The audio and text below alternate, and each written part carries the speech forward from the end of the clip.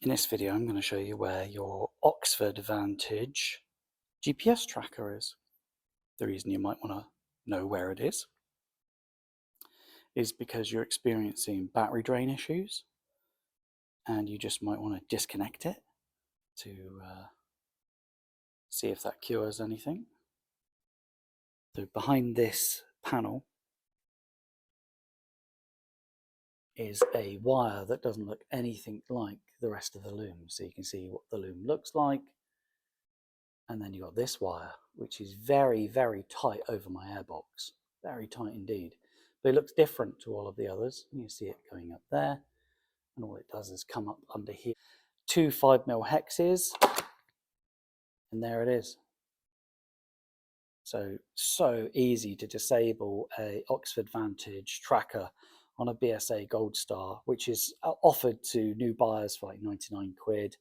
The subscription is not transferable. So even though this one was bought with a 3-year subscription, not transferable to a new owner of the motorcycle. So Oxford's take on it is, if I want GPS tracking, I've got to pay them. So I'm going to remove it from my motorcycle because it's causing a drain on my battery. So here's the unit itself. There's where the wiring goes. Look how tight it is. So I think installation could have been done better. I know exactly how I would have routed it, and I've only just looked at the bike for 5 minutes. So this installation must have taken a technician all of 15 minutes or less if you're doing it every day.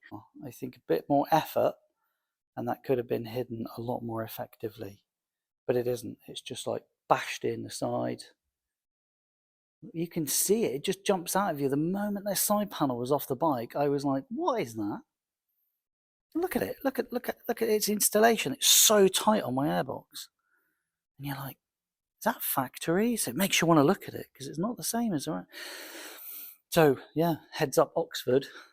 Maybe if you wrapped your wires with something duller, nobody would notice it. But I know if I was installing this, what I would do. Anyway, I'll leave that up to the rest of you to figure out. I thought it went to a multi-plug. It doesn't. It goes into the bottom of a fuse box. And I'm thinking, that's a bit suspect. And then I look even more and I'm like, excuse me? I've got bare wires. Look at that. That's my loom. So no shrink wrap, no water prevention, just bare wires.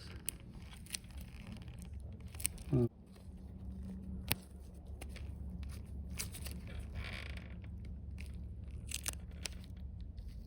Nice.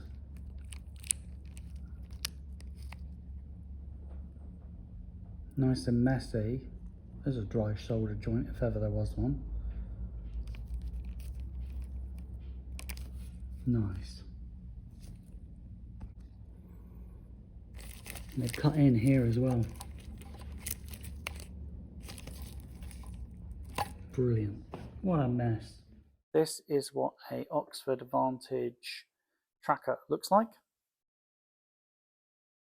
It's got some regulatory information on the back of it, and it says it has a 650 milliamp rechargeable battery inside. This is the earth that attaches to your chassis, and then this is its wiring loom, which is kind of double backed in places and taped up by the technician that worked on it effectively to make it neat and tidy so that it could go underneath my fuse box.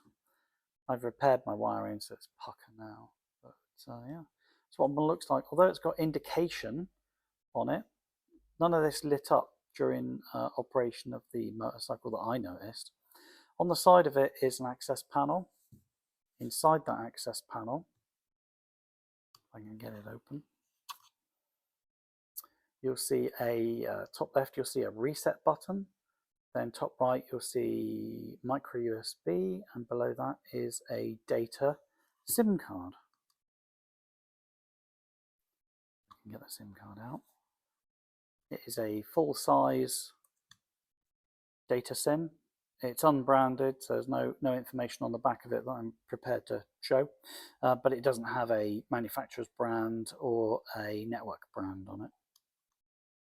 I'm going to suggest that this battery is capable of powering this device anything up to 6 days without the motorcycle recharging it.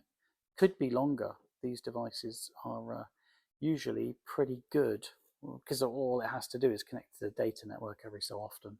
And depending how Oxford have configured it, it may even last up to 12 to 14 days. So that's what one looks like if you were ever curious.